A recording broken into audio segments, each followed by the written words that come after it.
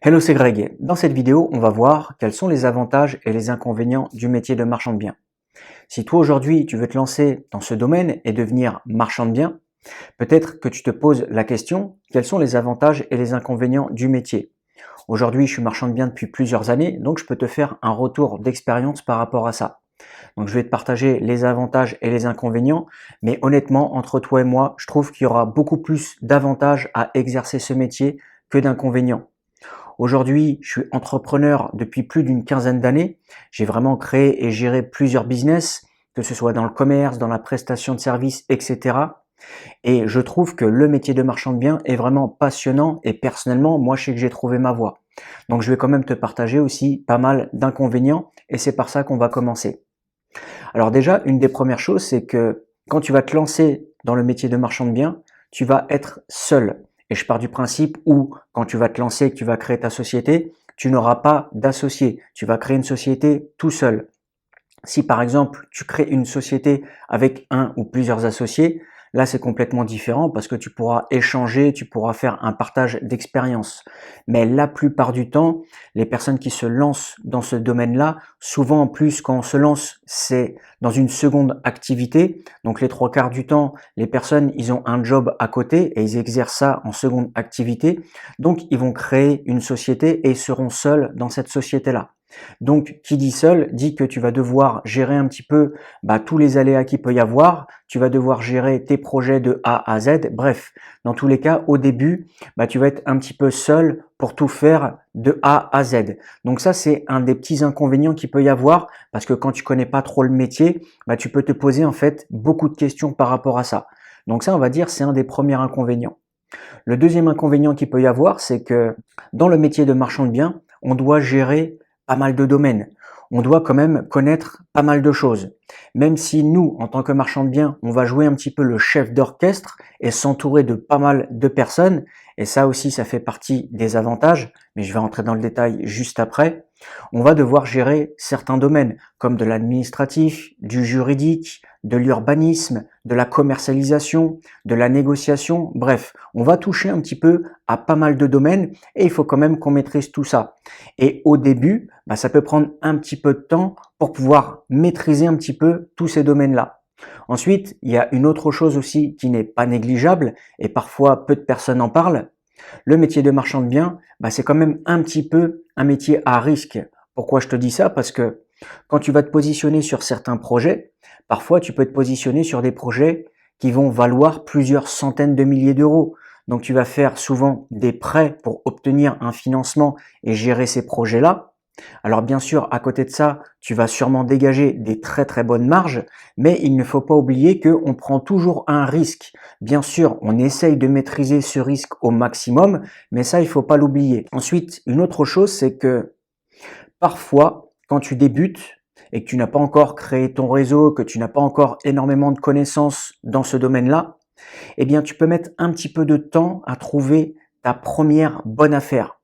Souvent, on va passer des fois plusieurs semaines, plusieurs mois à trouver une bonne affaire. Et on va se dire, mince, j'arrive pas à trouver une bonne affaire. En plus, tout dépend de ton budget, tout dépend du type d'opération sur lesquelles tu veux te positionner. Et ça, parfois, ça peut mettre un petit peu de temps. Alors, bien sûr, quand tu vas discuter avec certains marchands de biens, la plupart, ils te diront que oui, parfois, on met du temps à trouver des bonnes affaires, mais il faut toujours être persévérant et dans tous les cas, sur le long terme, on trouvera toujours la bonne affaire. Un autre inconvénient aussi, c'est les aléas. Pourquoi je te dis ça? Et ça, que ce soit dans le métier de marchand de biens ou même dans d'autres domaines, que ce soit dans le locatif, dans l'immobilier locatif ou même autre chose, il y aura toujours des aléas à gérer. Et ça revient un petit peu au premier inconvénient que je t'ai partagé, c'est si tu es seul, tu devras gérer un petit peu de A à Z tous les aléas qu'il peut y avoir. Et parfois, dans l'immobilier, il y a quand même pas mal d'aléas. Donc ça, il faut le prendre en compte. Donc ça, on va dire, c'est la première partie où, tous les inconvénients qu'il peut y avoir. Alors bien sûr, il peut y avoir d'autres inconvénients, mais après, tout dépend des personnes. Moi, personnellement, je pense que ces inconvénients-là sont une chose, mais à côté de ça, il y a tous les avantages qu'il peut y avoir. Alors là, maintenant, on va voir les avantages du métier de marchand de biens. Déjà, le métier de marchand de biens, à mon sens, pour moi personnellement, je trouve que c'est un métier très passionnant. Comme je te l'ai dit juste avant, je suis entrepreneur déjà depuis plus d'une quinzaine d'années. J'ai vraiment géré et développé divers business. Et aujourd'hui, le métier de marchand de biens, personnellement, je trouve qu'il est vraiment passionnant. Et moi, je sais que j'ai trouvé ma voie dans ce domaine-là. Donc peut-être que toi, par la suite, si tu veux te lancer dans ce domaine, ce sera également le cas.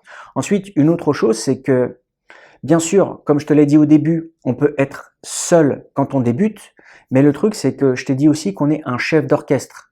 Ça veut dire quoi? Ça veut dire qu'on va être entouré de pas mal de personnes.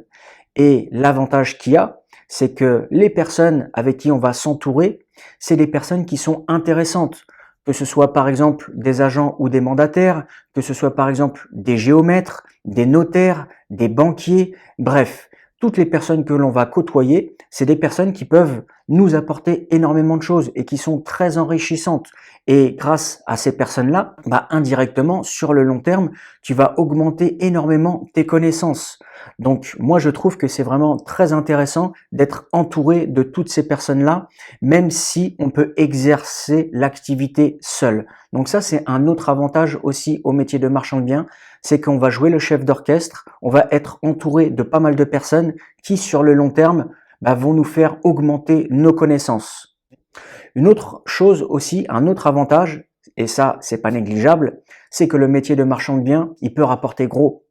Bah oui, quand tu vas te positionner sur des opérations, bien sûr qu'au début, ça peut être des opérations qui sont un peu risquées, mais le truc, c'est que tu peux quand même gagner énormément d'argent.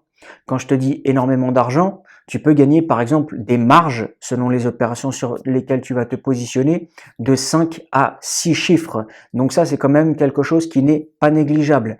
Et tu ne peux pas réaliser ce type de marge-là sur tous les business. Là, on est dans l'immobilier. Donc, en général, on se positionne sur des opérations qui peuvent coûter plusieurs centaines de milliers d'euros.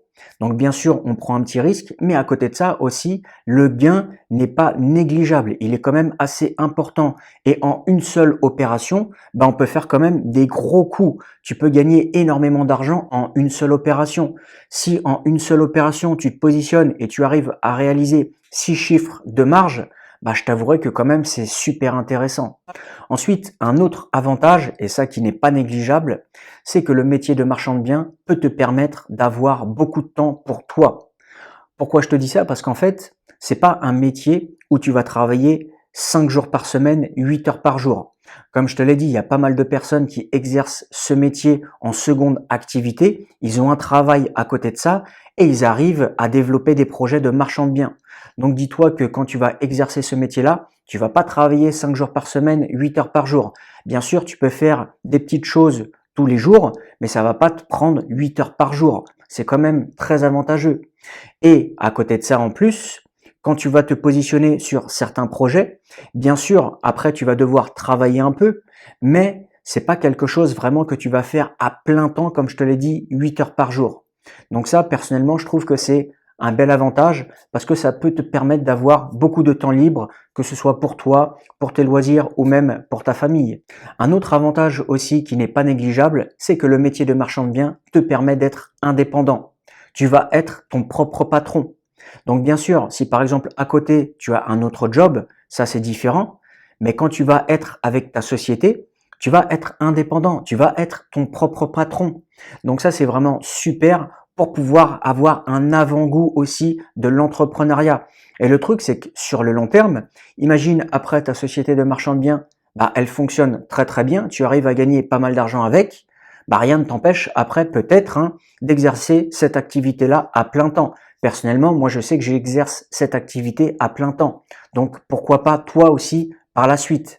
Un autre avantage aussi, c'est que le métier de marchand de biens rapporte beaucoup plus que les investissements locatifs. Un investissement locatif, soit tu vas te positionner sur un bien pour dégager du cash flow, soit tu vas te positionner sur un bien pour faire du patrimoine. Et ça, c'est sur du long terme. Et le truc, c'est que pour vraiment gagner beaucoup d'argent dans un investissement locatif, ça prend énormément de temps. Et comme je te l'ai dit, comparé à l'activité de marchand de biens, suffit que tu te positionnes sur une très bonne opération et en une seule opération, tu peux générer entre 5 et 6 chiffres de marge. Donc concrètement, l'avantage qu'il y a, c'est que je trouve que le métier de marchand de biens est beaucoup plus rémunérateur que l'investissement locatif. Après, peut-être que certaines personnes ne seront pas d'accord, mais ça reste mon avis personnel. Ensuite, un autre avantage aussi qui peut être très très intéressant, c'est que comme je te l'ai dit, le métier de marchand de biens peut rapporter pas mal d'argent. Tu peux gagner énormément sur une seule opération. Et le truc, c'est que ça peut te permettre déjà d'une, bien sûr, de gagner de l'argent, mais de deux, ça peut également te permettre de réinvestir dans d'autres business, que ce soit par exemple pour réaliser des projets personnels ou autres. Et ça, mine de rien, je trouve que c'est un gros avantage. Donc là, je t'ai partagé pas mal de choses, que ce soit dans les avantages ou dans les inconvénients. Personnellement, je trouve qu'il y a beaucoup plus d'avantages à exercer le métier de marchand de biens que d'inconvénients. Comme dans tous les métiers, il faut bien toujours qu'il y ait des petits inconvénients, mais quand tu fais un petit peu la balance des deux, je trouve qu'il y a beaucoup plus d'avantages. Donc si toi aujourd'hui, tu veux te lancer dans le métier de marchand de biens et te former et apprendre vraiment toutes les ficelles de A à Z, n'hésite pas à cliquer sur le lien qui est dans la description. Je te remercie d'avoir regardé la vidéo jusqu'ici et moi je te dis à bientôt dans une prochaine vidéo. Ciao ciao!